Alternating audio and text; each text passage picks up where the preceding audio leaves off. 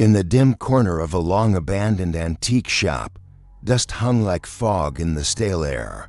Rango's eyes caught something wedged between cracked porcelain dolls and rusted lunchboxes, a tape. Faded, labeled in smeared ink. Toy Story 2. Deleted interstitials. The moment he picked it up, the lights flickered. The floorboards creaked under no one's weight. Something shifted. A cold whisper danced past his ears, and for a split second, he thought he saw Woody's silhouette in the reflection of a broken glass globe. He should have left it, but curiosity can be fatal. Back in his wooden shack, Rango pushed the tape into a dusty old TV set. It clicked, whirred, and screeched to life. The screen fuzzed into static. Then something twitched, a jarring flicker of a toy chest, and then a single frame Woody. But wrong. His eye cracked, his smile too wide. As the tape rolled, unnatural sounds began to bleed through the speakers. A child's laughter reversed. A voice whispered numbers, then a flash, a mutilated etch-a-sketch scrawling the word, "Run." But the screen didn't show Rango his reflection anymore. It showed a playroom, one that was watching him. The tape finally settled. Woody stood in the center of the screen, motionless. His skin, porcelain-like and fractured. His eyes were dull, twitching erratically, as if searching for something beyond the lens. Behind him, dozens of toys stood like statues, all smiling, all cracked. They didn't move, but Rango felt watched. The Pixar logo distorted in the corner, its colors bleeding. Then Woody blinked, not once, but twice, and every toy behind him turned ever so slightly toward the camera. This wasn't a movie, it was a message. Suddenly the screen glitched. Buzz Lightyear staggered into view, his helmet fractured, face smeared in melted plastic. He repeated a phrase over and over, his voice distorting with every word. To infinity, to infinity, to infini. Then he bashed his head against the floor, again and again. Rango flinched. Blood-red paint splashed the floor, or maybe not paint. In the background, half-burned dolls stared silently. A faint screech echoed, not from the tape, but from inside the walls. Rango wasn't just a viewer anymore. He was a participant. Rango pressed power. Nothing happened. He yanked the cord. Still nothing. The screen turned red, not glowing, pulsing. Then Woody's face appeared, now so close it filled the frame. His mouth opened slowly, far too slowly, stretching, far beyond what was natural.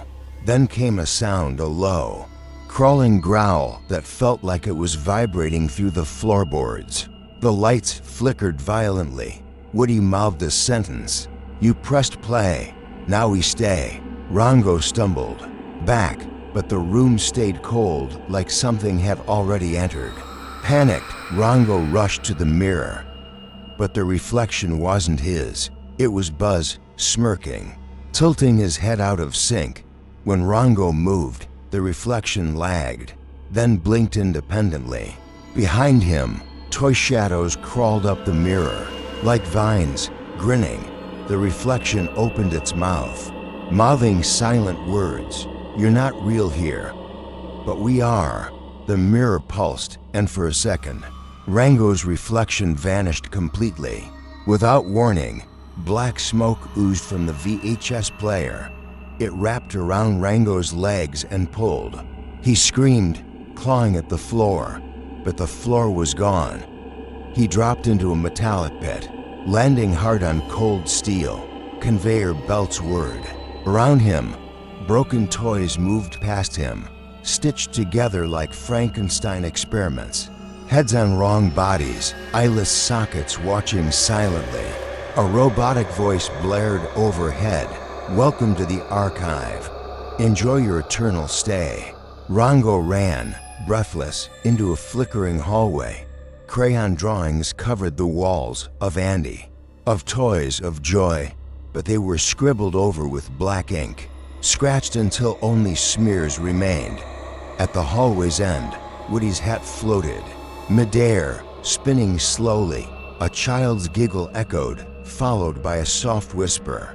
From inside Rango's ear, "They erased us, so we erased them." The lights died. Rango turned around, but the hallway had already changed. From the dark, something dragged itself across the floor, a shape moaning.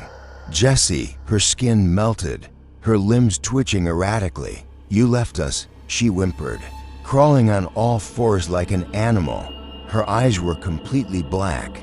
Behind her, a line of silent, faceless toys watched. Rango backed away, trembling. Jessie paused. Her head twitched toward him, and then she smiled. "Now we'll play forever." The next room was a nightmare. A glowing red ritual circle made from doll limbs and Hot Wheels wheels. In its center, a projection of Andy flickered, but his face was a black hole. No eyes, no mouth, just static. Round the room, voices chanted in reverse, speaking a forgotten language. Rango watched helplessly as Woody floated over the circle. Stitched wings spread behind him, whispering, "Offer him, complete the reel." Rango ran, door after door, but every time he passed through one, he ended up in the same room again, only worse. First, the walls grew darker. Then, the toys inside started twitching.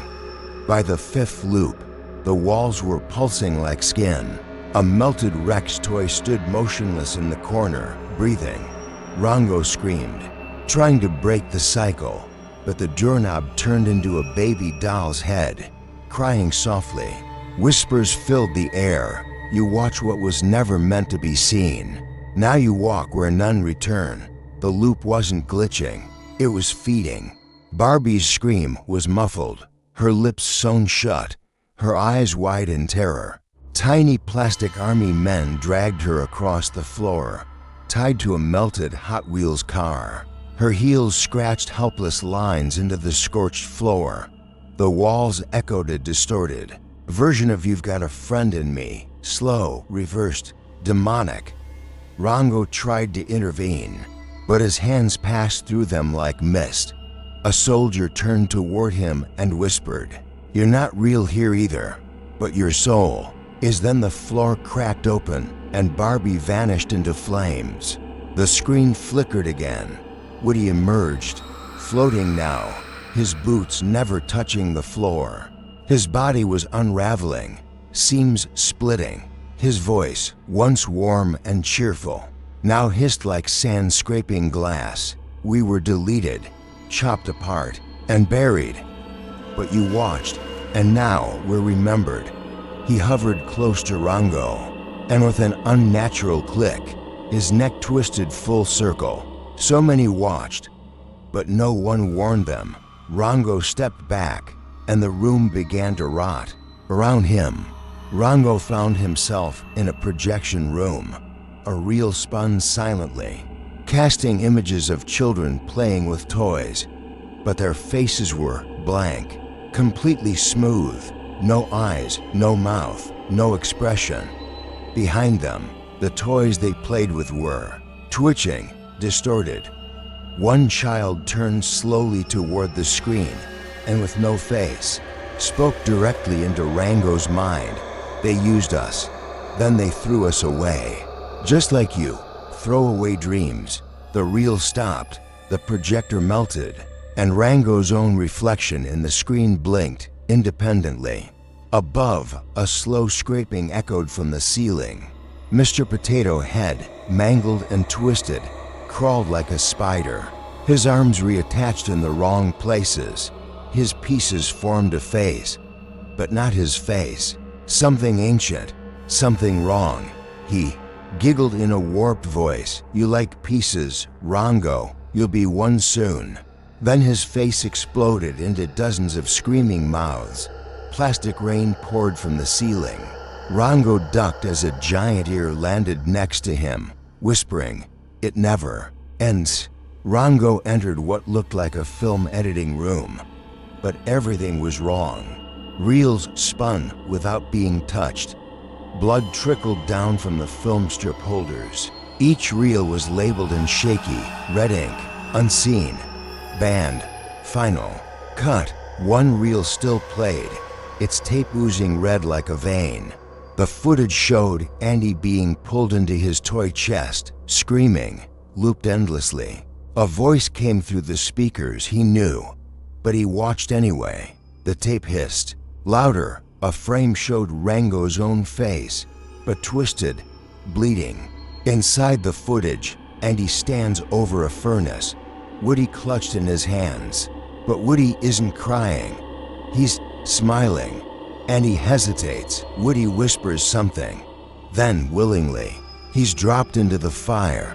But instead of screams, the flames speak. 1,000 toy voices echo. We weren't saved. We were sacrificed. Rango felt heat on his own face. He looked behind. The walls of his reality were glowing orange. He was standing at the edge of his own burn. Everything began to break. Rango's hands started pixelating. His legs stuttered with lag, like a glitched video file. From every corner of the room, ghost-like toys hovered in midair, eyes wide open, repeating, "You stayed too long, you stayed too long." Buzz Lightyear floated by, cut into pieces, still moving. Rango's voice glitched when he screamed. His mouth moved, but his scream came 3 seconds later. Reality wasn't breaking, it was uploading him in. He ran through a final door, only to find himself in a vast graveyard. Not for humans, for toys. Cracked plastic arms stuck out of the soil. Ragged teddy bears hung from dead trees. One gravestone read, "Slinky, buried but not broken." The earth trembled beneath him.